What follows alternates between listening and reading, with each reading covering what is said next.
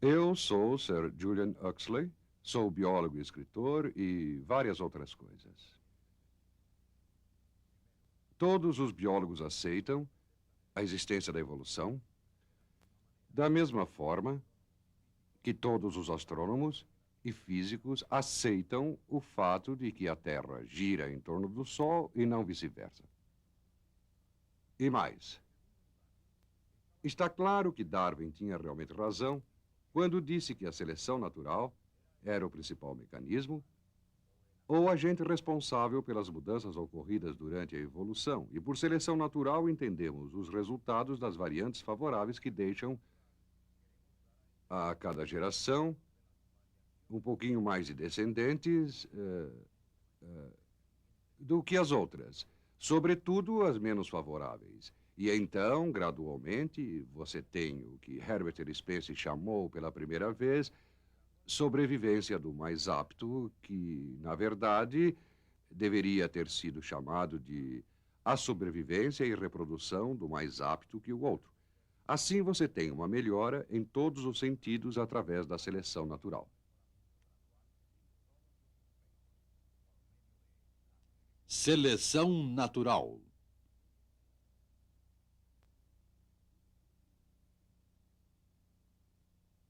Um filme da Enciclopédia Britânica. Versão brasileira, Álamo. Nós sabemos que as variações ocorrem dentro de uma espécie.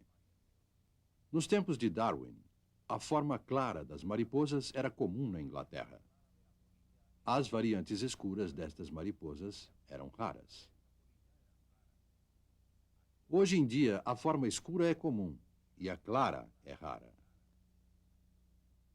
Essa mudança na cor tem sido observada em muitas espécies de mariposas. Isso é uma resposta a algum fator novo no ambiente? Por exemplo, este?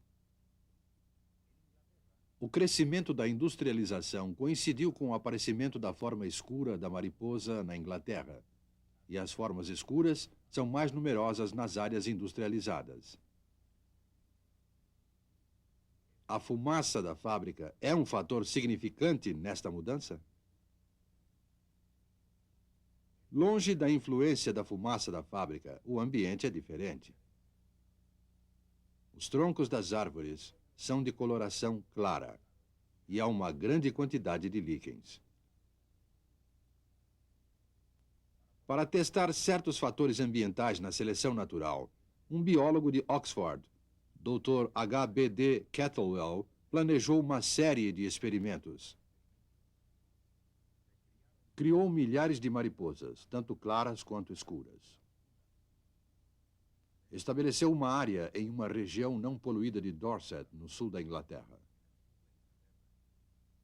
Escolheu uma floresta isolada para impedir que as mariposas se dispersassem quando liberadas na população local. Armadilhas especiais foram colocadas para recapturar as que sobrevivessem. Antes de liberar as mariposas, Kettlewell marcou-as com um ponto de tinta de celulose.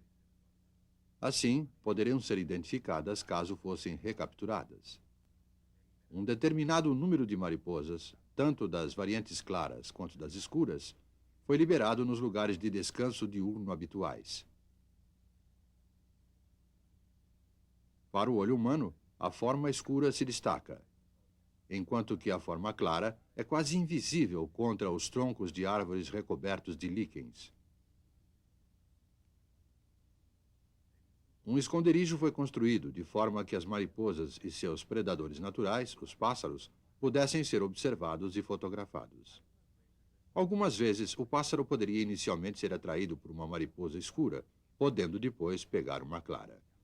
Porém, as observações mostraram que os predadores comem preferencialmente as mariposas escuras, que sobressaem. 24 horas depois, quando as mariposas foram recuperadas, havia 3 vezes mais mariposas claras do que escuras. O experimento foi repetido próximo à área industrial de Birmingham. Aqui, mais de um século de industrialização enegreceu as árvores, tornando chamativa a forma clara das mariposas, enquanto que a forma escura é quase invisível.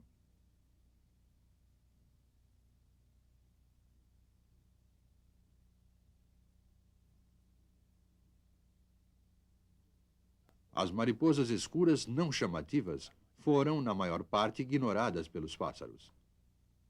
Novamente, 3 vezes mais mariposas não chamativas foram recapturadas.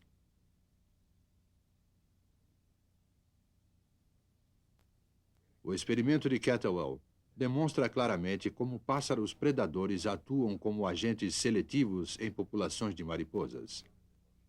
Evidência moderna do processo de seleção natural.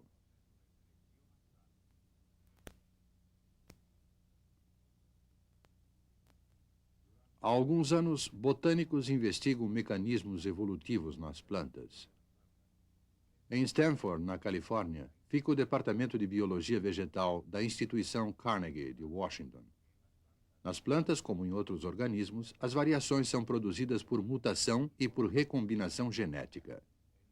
Variações em diferentes populações de uma espécie ocorrem em uma grande variedade de ambientes, como nos mímulos, que, por isso, constitui um material ideal de estudo.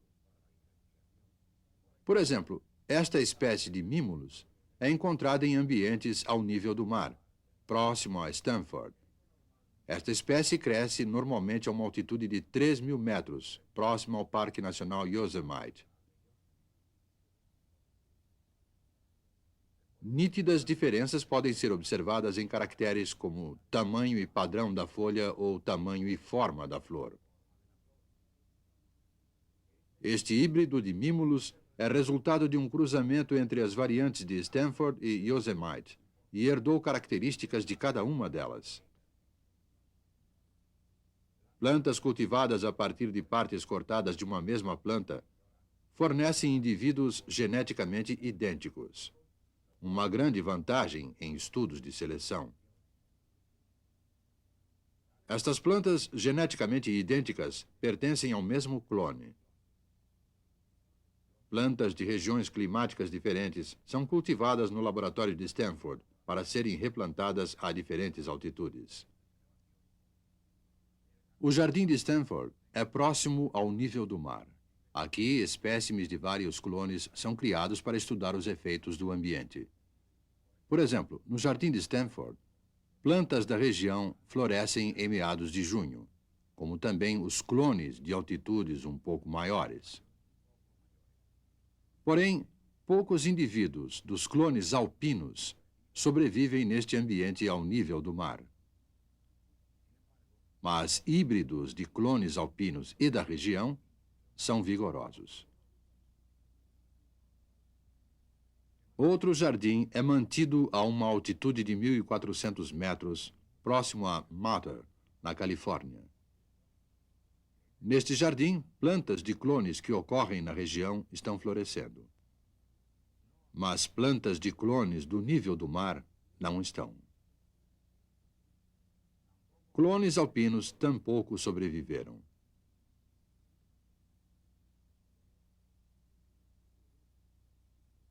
Porém, um híbrido vigoroso já está em flor.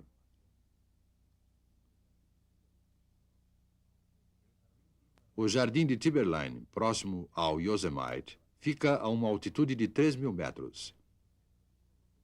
Se nós formos lá no fim da primavera, provavelmente encontraremos condições de inverno. Este ambiente tem estações férteis muito curtas. Aqui, apenas os clones alpinos nativos sobrevivem. Estudos de campo são apenas o começo. Estas plantas são objeto de estudo detalhado em laboratório. Por exemplo, a estufa é usada em experimentos para determinar o papel de fatores físicos, como temperatura e luz, na seleção natural. Poderiam passar-se anos até que entendêssemos os mecanismos adaptativos da planta propriamente dita. A distribuição de mosquitos tem sido controlada pelo mundo através de agentes altamente seletivos, os novos inseticidas. Eles têm sido usados eficientemente pela Organização Mundial da Saúde na sua campanha contra a malária. Mas mais de 10% das populações de mosquitos do mundo são atualmente resistentes aos novos inseticidas. Além disso, conhecem-se bem mais que 100 outras espécies com populações resistentes. Como isso aconteceu? A Universidade de Ontário Ocidental é um dos vários lugares onde cientistas do mundo inteiro estudam o problema da resistência dos insetos a inseticidas. Neste papel, há milhares de ovos de Aedes aegypti, o mosquito que transmite a febre amarela. São ovos de uma população normal ou selvagem da região de Penang, na Malaya. Eles só eclodirão quando imersos em água. Após eclodirem, as larvas serão divididas em 2 grupos. Deixaremos que metade delas se desenvolva normalmente. As larvas remanescentes são expostas a alta concentração de DDT. Após várias horas, as larvas são examinadas. Apenas cerca de 5% sobreviveram. O DDT atuou como agente seletivo nesta população. Os poucos sobreviventes puderam se desenvolver até a fase adulta e produzir descendentes.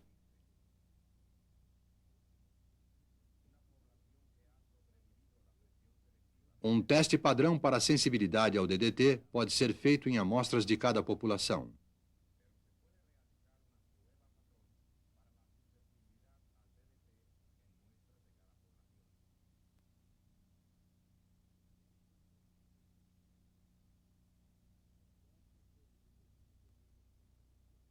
O teste foi desenvolvido pela Organização Mundial da Saúde para aplicação em campo pelo mundo.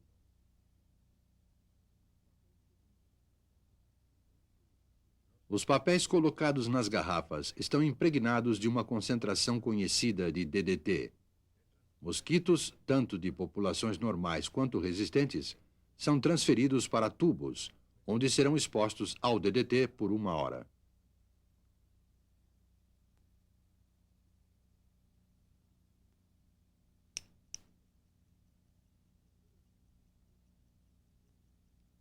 Posteriormente, quando os mosquitos foram examinados, todos os das populações normais estavam mortos.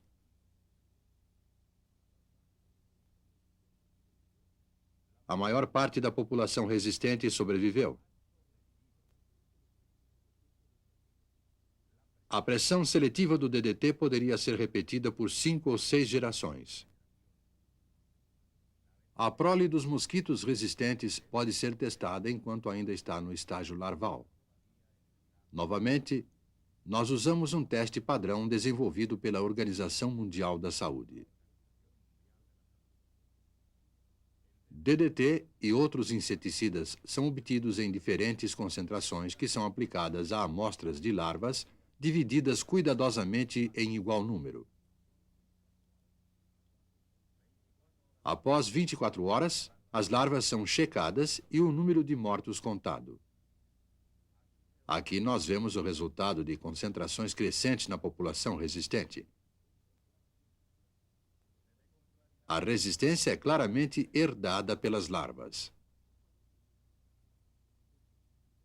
Nós comparamos os resultados com aqueles obtidos na população normal.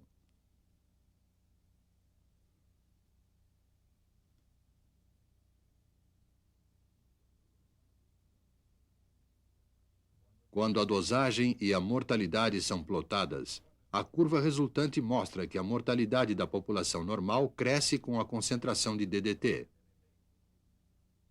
Mas, com a nossa população experimental, a curva ficou estável, mostrando que o DDT, atuando como agente seletivo, produziu uma população resistente.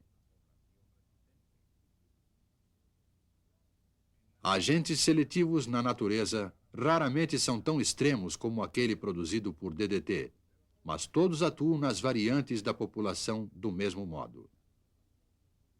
Como dizia Darwin, a preservação das variantes favoráveis e a eliminação das prejudiciais é o que chamamos de seleção natural.